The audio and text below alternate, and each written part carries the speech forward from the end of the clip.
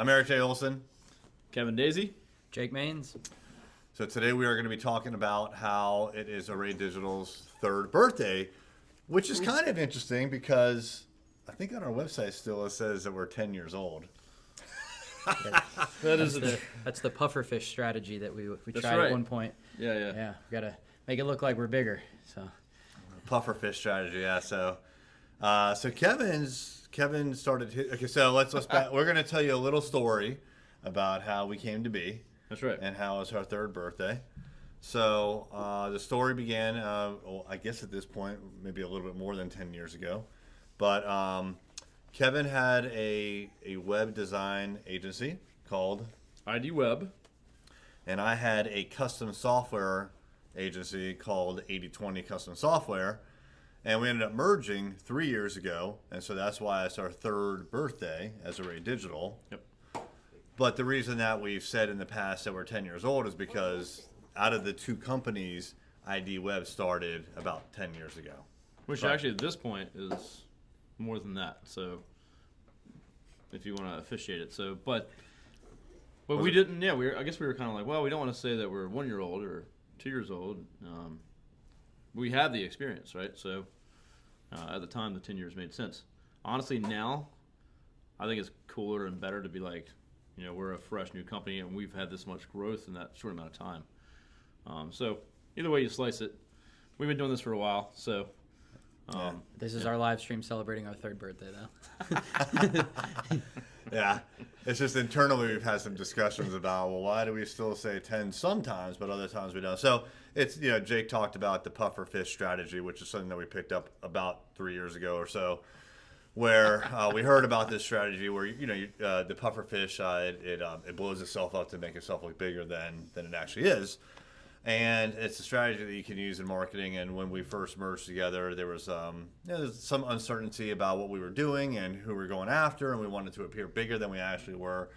And it's not unusual. Like a lot of small agencies will often do this by taking their spouse and putting their spouse on the picture of our team, right? Or you take like freelancers. I swear I've never done that. Yeah, me neither. Years ago when I started. Yeah. Well, he had Jen on. Yeah. I never put my wife on, but I had freelancers on. Right? Well, if my wife's listening right now, she actually did books and helped invoice and did a bunch of stuff too. So she was actually doing some work. Totally legit. Yeah. In that case. Yeah. I guess. Yeah. But like I was not quite legit in that regard. So so yeah, but like anytime that I use a freelancer, I would put that person's picture up on my site and I'd get their permission, of course, but I wanted to appear like we were a 10-person company instead of a 1 or 2 person company. It makes sense. Yeah, absolutely. I mean, when Jason was working with me and it was just me and him, I had my wife on there, Jason on there, like, because the goal is to get bigger clients, get more work, and that helps everyone that is working with you, contractors or anyone else. So it's always been a strategy. Yeah. Now we've gone to straight up. You see what What you see is what you get. Yeah, what you see, what you get. We have a team that's showcased anywhere, then that's their actual full-time employees. Speaking of which, so Jake was one of the first, if not the first, I guess the first new employee that we brought on basically at the merger. Yeah.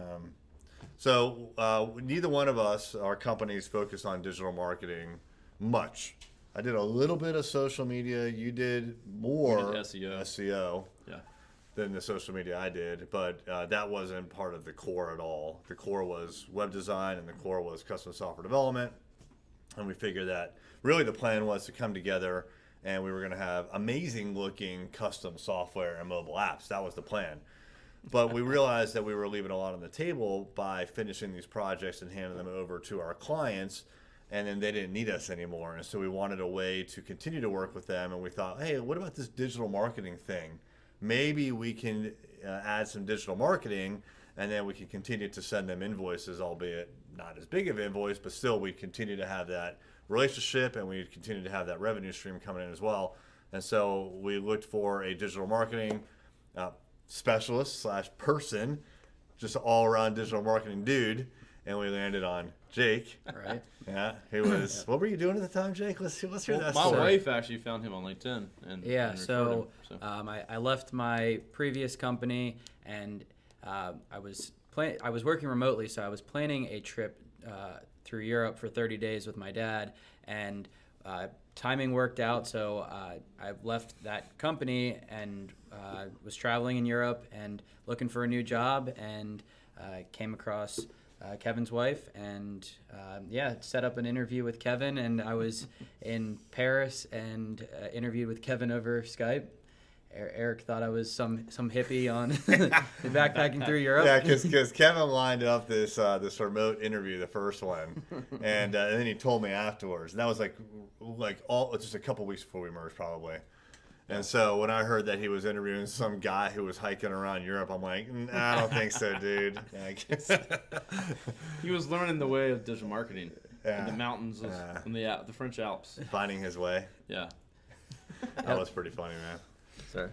So yeah, That's we hilarious. brought on Jake, and it was good. It worked out very well in the very beginning. So we had a couple of clients that needed some digital marketing help, and so we were able to just be like, all right, Jake, here's some digital marketing work. Do whatever it is that you do over there, your little voodoo magic stuff. And and I frankly didn't understand it very much at all at the time. So I felt like I needed to understand if this thing that we were selling, digital marketing, was even of value, because I had my doubts, frankly. And so I know for me, like, I just did a super deep dive that first year after we got together to figure out what this guy was up to, and like what digital marketing really is and how far we could take it. I learned a tremendous amount. I mean, I'm guessing you already knew a lot of that stuff, but Yeah. And for me, I mean, I've been doing SEO for a decade or more. So that part of it I understood completely, and we had, I think, a few SEO clients that we basically had that we already had on contract that rolled right in. we had Dermacare's been our long time. longest client. Yeah, Yep. that was one of my first clients, and Yeah. then we started bringing on new clients. But what we didn't really do at my company was social media management. We did it okay for ourselves. We just didn't do it for clients. Yeah. And the targeted advertising. So Yeah, we didn't do that at those all. are two big pieces that we had kind of stayed away from, and we knew we had to get into doing that. So. Yep. Well, it was also interesting because, we did just the SEO in the very beginning. Yeah. And I remember we had conversations where we were like, well, what else could we do to help these companies out? Because all we were doing was SEO, and that's it. I don't even think we were writing articles at the time, frankly. Yeah, we started outsourcing some articles once we brought on Hayes on, and then we did some social media posting there. But we strayed away from the advertising even at that point. Mm-hmm. And it was like probably a year into things when we started doing the Google and Facebook advertising. That was a big shift, too. Yeah, I think we started testing it internally and then releasing it out to our clients. So that's been the game changer that's allowed us to bring on a lot more clients, though. Absolutely, yeah. So in this 3 years, I usually refer to the first 6 months as just total chaos. Just because what happened was That's a good way to put it. we signed the paperwork on a Monday, and then we got a U-Haul on a Tuesday, and we moved. We went to one office, loaded it up, because we both had our own offices. So we went to one office, loaded it up, moved it here, because this place was, the timing was just like, it worked out perfect. This place had to be renovated, and it was ready, like right at the time that we signed our agreement, partnership agreement. Yep. So we got the U-Haul, moved here, dropped everything off, went to the second office, got everything else, moved it back in here. So like that Tuesday was moving, and then Wednesday was like the first day in the office, and everyone was like, what the hell's going on? And we had like these two different cultures that clashed, and like we weren't really sure how we were working together and all that, and it just took like 6 months to like flesh all that out. It was so much change at once. Yeah, my first day I was ready to work, and I had called up Kevin, and he was like, well, we're moving today, but you can help move if you'd like. So I Start the met him clock. up, hopped in the U-Haul, and we Track your moved time. some stuff into the new office. Yeah, and that's funny. We, my company, we didn't track time. We didn't track hours or nothing like that. Everyone just got paid, and we just did what we had to do. Eric, on the other side, did track time. Oh yeah. And so when we came together, it was like, okay, well, now we had twice as many people, we got to track time. And it was kind of, I was on the edge of that anyway. And so Eric had a few more processes in place, and now we all track time. So my employees had to learn how to track time and this new process and all that stuff. And of course, his people were already doing it, so we decided, boom, we're going to start tracking time and all this stuff. So yeah, like Jake was on the clock, basically tracking his time for moving overhead or something. I'm not sure, but super glad we don't track time anymore though. It was such a total pain in the butt. I mean, don't track time.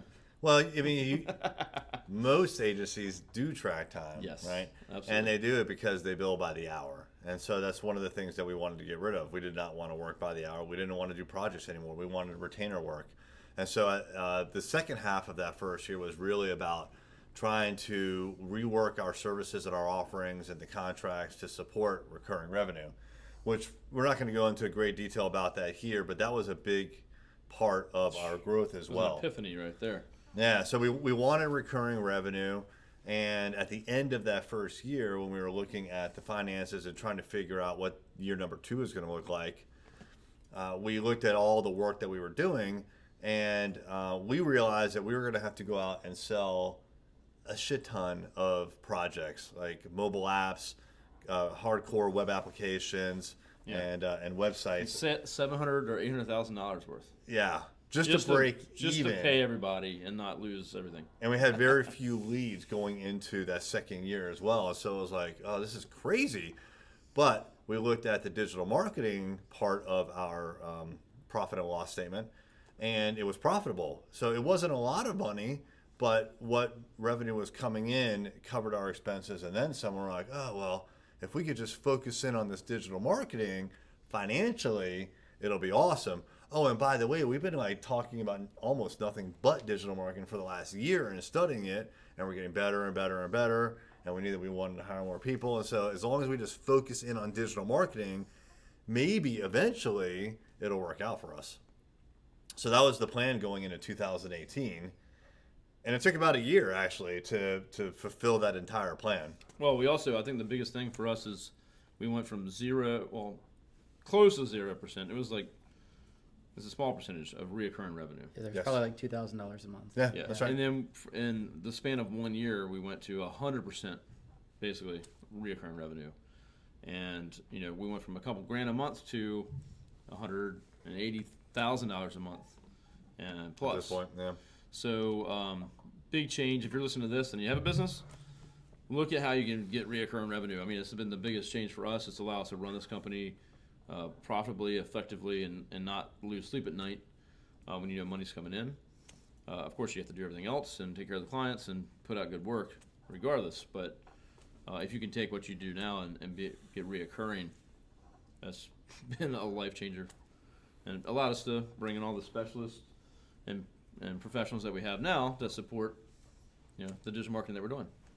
Yeah, so speaking of which, Jake came in and he was the only marketer for us and for all of our clients. What has this change represented for you, Jake? Yeah, so I moved into a digital marketing manager position to provide some credibility to our clients. And over the last 3 years, we've hired a specialist for each of our service areas, and recently moved into the creative director role. So it's been a great shift, and we're able to a lot of growth in the last 2 years for sure. 2 years, yeah, absolutely. It almost feels to me like that first year was just kind of like a wash. Like it almost doesn't even relate to what we're doing now, because we had so many other things going on, and like the software was a big part of it. Yeah, and software developers, which my background in software development. They're great people, but like we don't have any software developers in the company anymore. So the culture was totally different. The tools were different. Remember Git? Yeah. And GitHub, like that's what we use for like issue tracking and task tracking, because we were developers for the most part, So yeah, once we decided to ultimately make that shift, the company culture shifted, and we put 100% focus in that. We've hired different people over the last 2 years, and it's been awesome. We're hiring two right now, right? Salesperson, an assistant project manager. Yeah. Of course, we just brought on John, who's the SEO intern. So a lot of growth in the future. But when I talk to people, I always like to tell them that we started in 2017, but really that year was a lot of chaos, a lot of craziness. Then 2018 we blew everything up, and then almost like we were founded at the end of 2018. I would agree. Like as far as what we're doing now, what our mission is, all that stuff was developed at the end of that year, and everything we're going towards now was decided at that point in time. And so we've really only had about a full year, let's call it, operate as we operate now. Not what we're good at. When we know we're experts at digital marketing, but as far as the model that we have for running the business and focusing on this stuff for our clients, is been a little over a year. We've had a lot of success in that small window of time.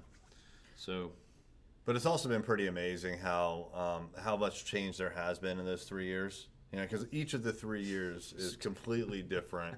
I think 2020 is going to be very similar to 2019 in regards to the business that we're in. And so, like, just understanding what business you're in takes a lot of time. And the reality is, most companies and most people who run companies, they're not willing to even ask the question, are we in the right business? And so I think, I'll pat us on the back at least for questioning whether we were doing the right thing or not, and whether we should change. Because, hey, I'll pat you on the back. Because it's hard. It's actually very hard to implement like massive change where you're like, you know what? We're not going to be a software company anymore. We're going to be the digital marketing company. Like, that takes a lot of guts, and it takes a lot of planning, and it just takes a lot of confidence. And most people are like, you know what? I don't want to talk about that. Yeah. And what they'll do is they'll ride their current business, like what they do. They'll ride it down to zero if they have to. And we just weren't willing to do that. Yeah, that's big on you, because your business was solely focused on custom software and mobile apps, and that's what we did. Yeah, and you merged, and then by a year later, you had completely invested in like moving away from that. Yeah, somehow I got talked into this crap. So the funny part here is, I went from the websites and SEO, which we consider ourselves marketing for sure, but we just did a piece of it, and we were big on marketing and messaging and logos and all that stuff, but we just didn't cover the full spectrum of digital marketing. So, but what I was really coming into this as, I want to get in this cool stuff, mobile apps and software, and I was out selling software and getting all the these clients, and it was great, and we had a lot of good clients that we had, and so for me, I was like, I want to get out of this and go into the software, cool stuff, and basically going in more his direction. Yeah. And to come to find out that we go the other way.